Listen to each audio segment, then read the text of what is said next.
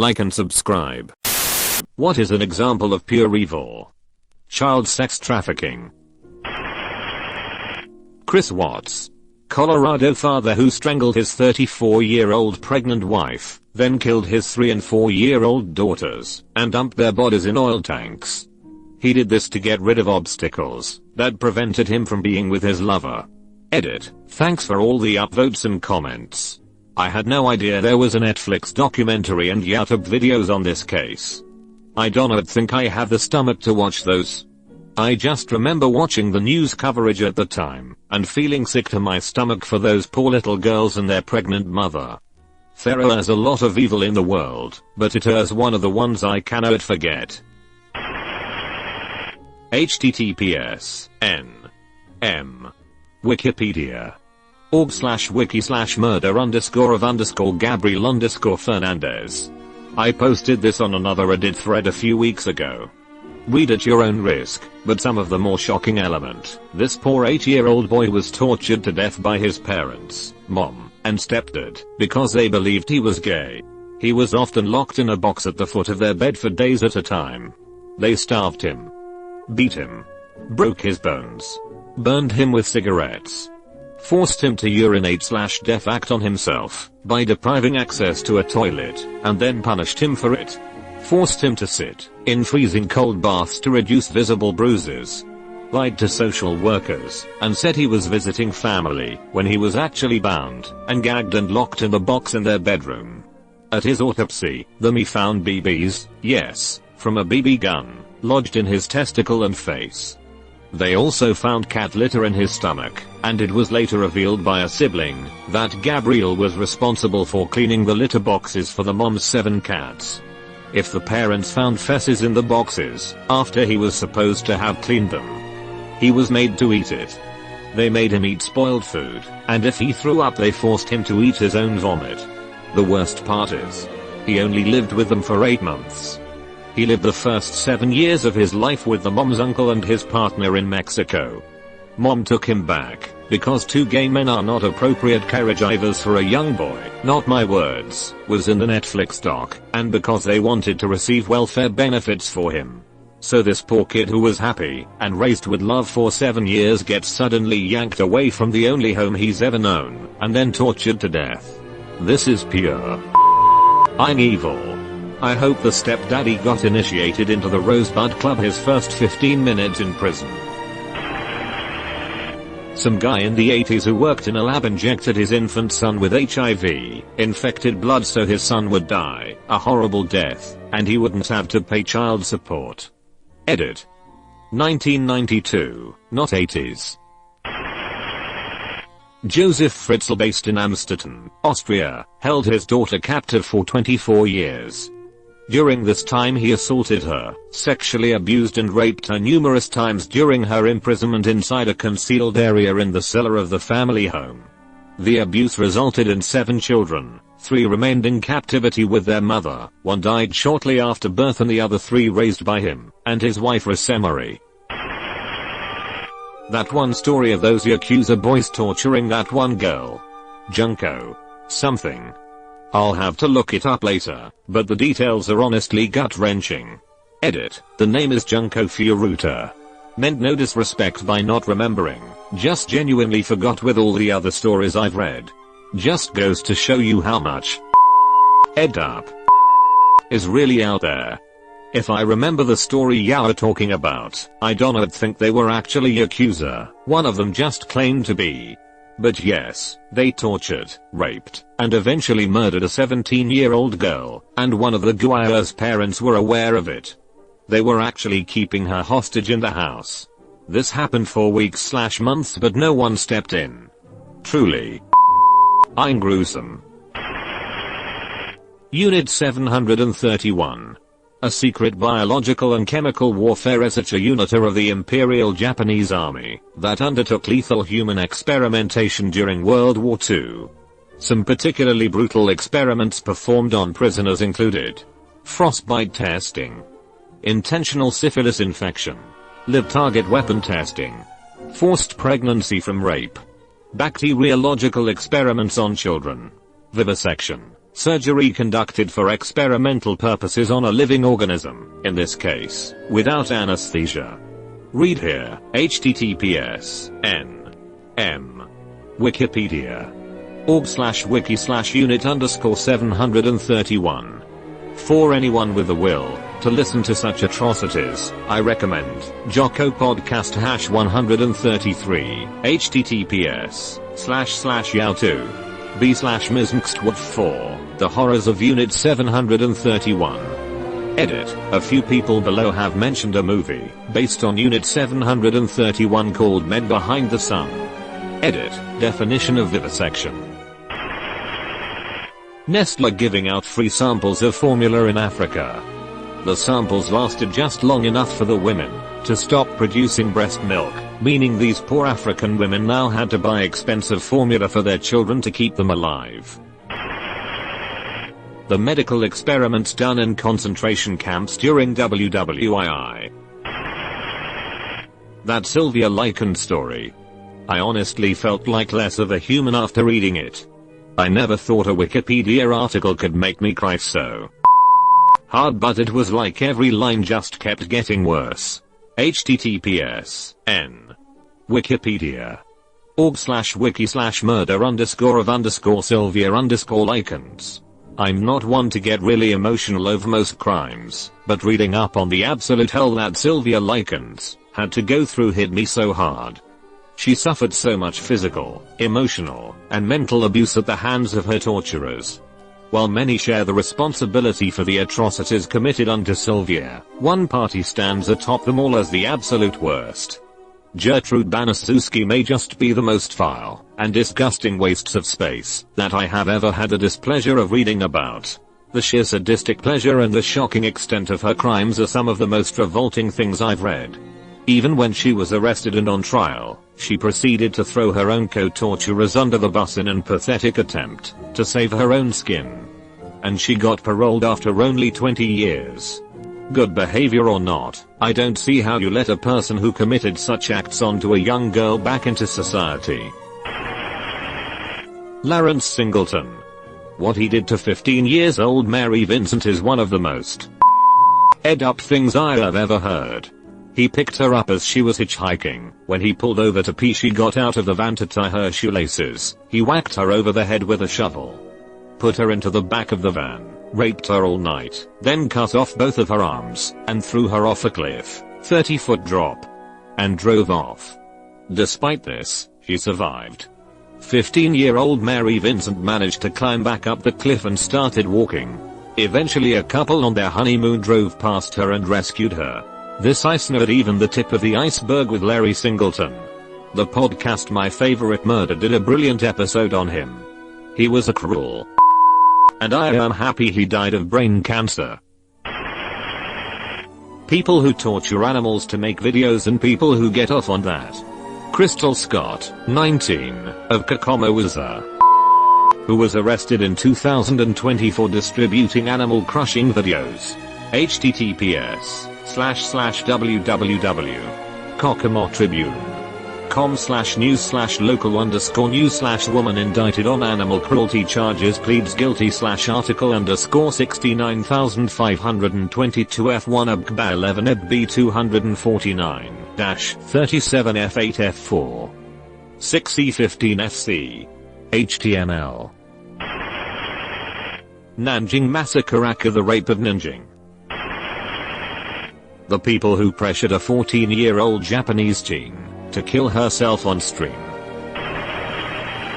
Rather than an example, I've always thought that evil was knowing something was very wrong, but doing it anyway. The murder of Junko Furuta. Sick pieces of. They're still roaming free to this day. Search at your own risk, it's absolutely horrific. Skinning animals alive. People who eat meat and do not eat meat. I am pretty sure we can all agree that this right here is ed up. Child molestation and severe physical torture used solely for emotional pleasure. Bankrupting people over medical expenses. The U.S. healthcare system. the guy who put a patent on insulin, privatizing it and thus making it a profit market, leading to it costing $700 per shot. Taking advantage of the innocent and weak, i.e. children and animals. The scary amount of women who've gone in to have IVF or use a sperm donor and the doctor uses their own sample instead of the chosen/provided one. I remember seeing an article about a doctor who had like 50 plus kids from doing this.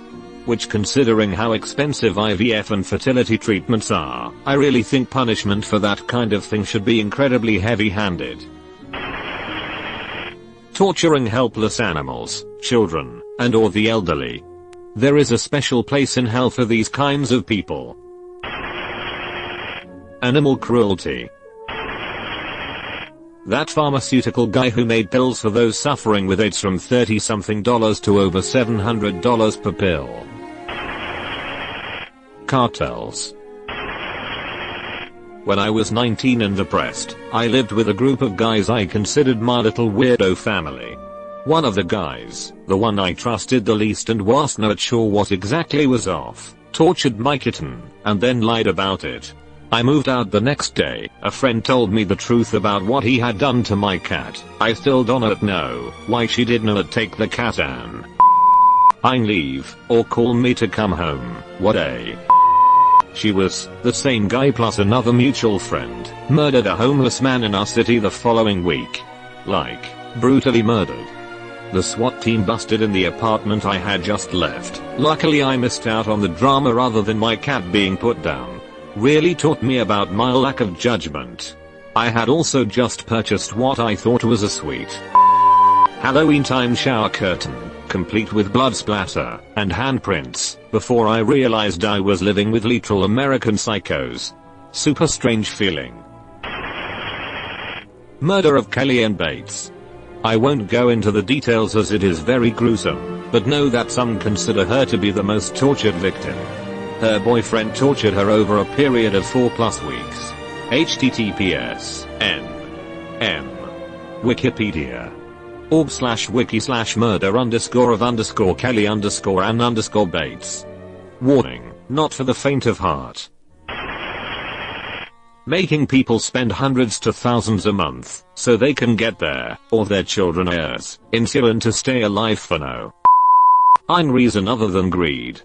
It is disgusting in the fact that it just stays that way takes the wind out of my hope for humanity sometimes.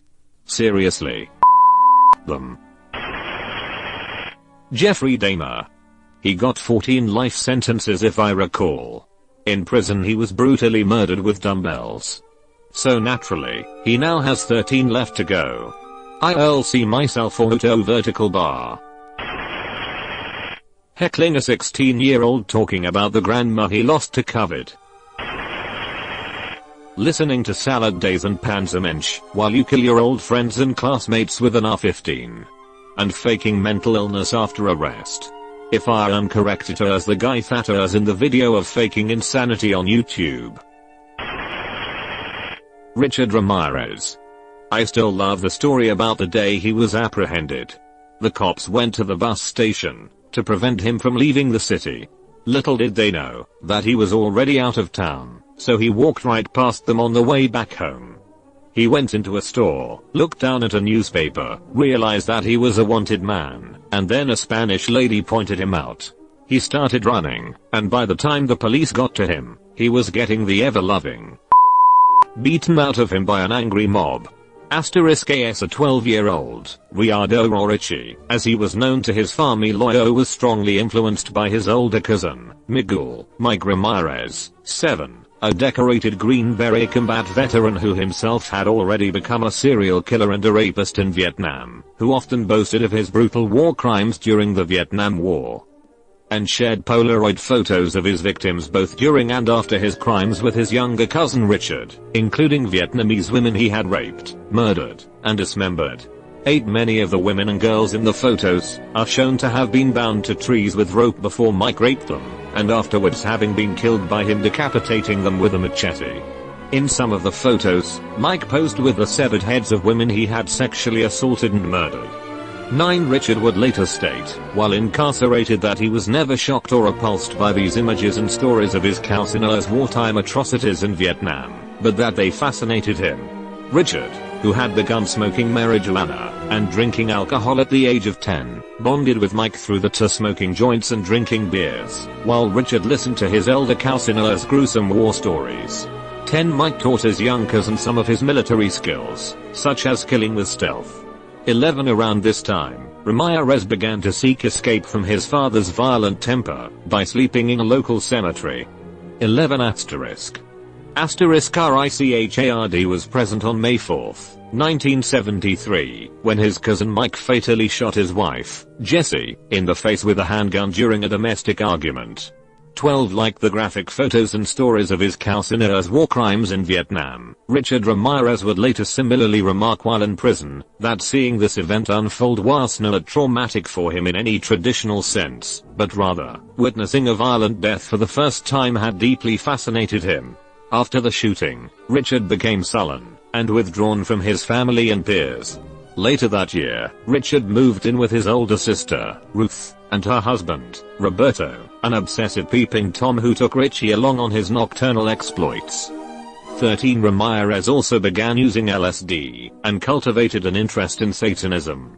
14. Mike was found not guilty of Jess's murder by reason of insanity, largely thought to be due to his presumed severe wartime PTSD from his time serving in Vietnam, and was released in 1977, after 4 years of incarceration at the Texas State Mental Hospital.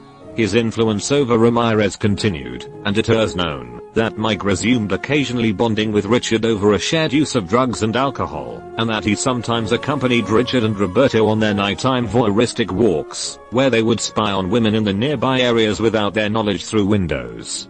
I cannot say holy enough times. Holy. Using the source of drinking water of a whole town for some country club in the midst of the biggest drought ever. Oscar de la Hoya. A Nazi so evil even the Nazis thought he went too far. Look up some of the atrocities he committed during WWII, specifically the Warsaw Uprising. Basically a sadist alcoholic pedo unleashed in a war without rules. Edit. Just one excerpt from Wikipedia. In the summer of 1944, De La Hoya led his butchers, rapists, and looters into action against the Warsaw Uprising, and quickly committed unspeakable crimes.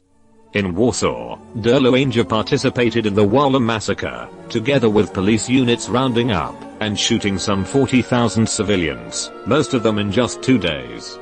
In the same Walla district, De La Hoya burned 3 hospitals with patients inside, while the nurses were whipped, gang raped and finally hanged naked, together with the doctors to the accompaniment of the popular song in Manchen Stettin Hofbara U Horse.